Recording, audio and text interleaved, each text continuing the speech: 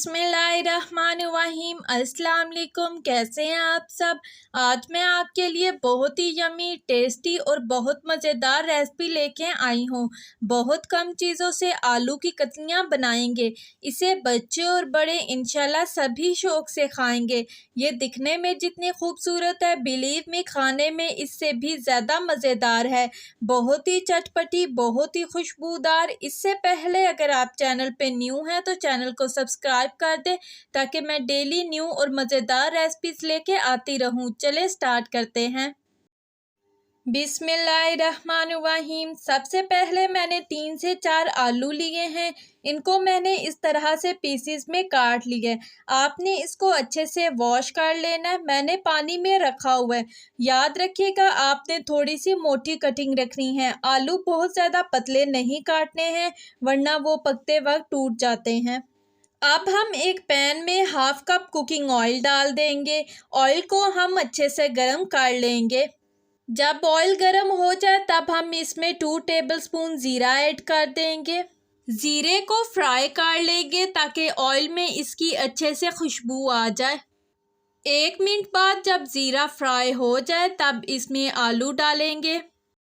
इसकी अच्छे से मिक्सिंग करेंगे। फ्लेम को हम मीडियम टू हाई रखेंगे। टमाटर ऐड करने से पहले इसकी अच्छे से 5 से 6 मिनट भुनाई कर लेंगे। ये कतलियाँ बहुत ही लजीज बनती है, आप इसको ज़रूर ट्राई कीजिएगा। जब अच्छे से भुनाई हो जाए, टेस्ट इनके अंदर चला जाए, फिर इसमें टमाटर डालेंगे।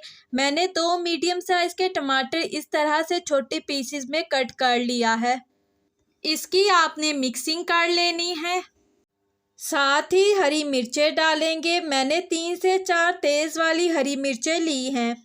1 टेबलस्पून नमक ऐड करेंगे। नमक आप अपने टेस्ट के मुताबिक ऐड कीजिएगा। अब हम इसे 3 से 4 मिनट फ्राई करेंगे ताकि टमाटर अच्छे तरीके से नरम हो जाएं। ये देखें हमारे टमाटर बिल्कुल हो गए हैं। जब टमाटर नरम हो जाए तब इसमें हाफ कप पानी डालेंगे ताकि हमारे आलू अच्छी तरह से गल जाएं। आपने इसमें बहुत ज़्यादा पानी नहीं डालना क्योंकि ये शोरबे वाली अच्छी नहीं लगती है। मैंने इसमें हाफ कप पानी ऐड कर दिया। इसको हम मिक्स कर लेंगे। मीडियम टू हाई फ्लेम पे हम इसे 5 से 6 मिनट मज़ीद पकाएंगे। 2 से 3 मिनट के लिए ऊपर से कवर कर देंगे ताकि हमारे आलू जल्दी से गल जाएं।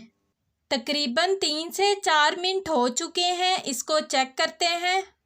ये देखें ऑलमोस्ट हमारा पानी ड्राई हो गया है और ऑयल भी सेपरेट हो गया है। अब हम इसमें 2 से 3 इस तरह से लंबी कट की हुई हरी मिर्चें डालेंगे। ऑप्शनल है, आपकी मर्ज़ी है, डालें नहीं तो ना डालें। अच्छे से मिक्स कर लेंगे। 1 से 2 मिनट के लिए पकाएंगे ताकि पानी अच्छे से ड्राई हो जाए।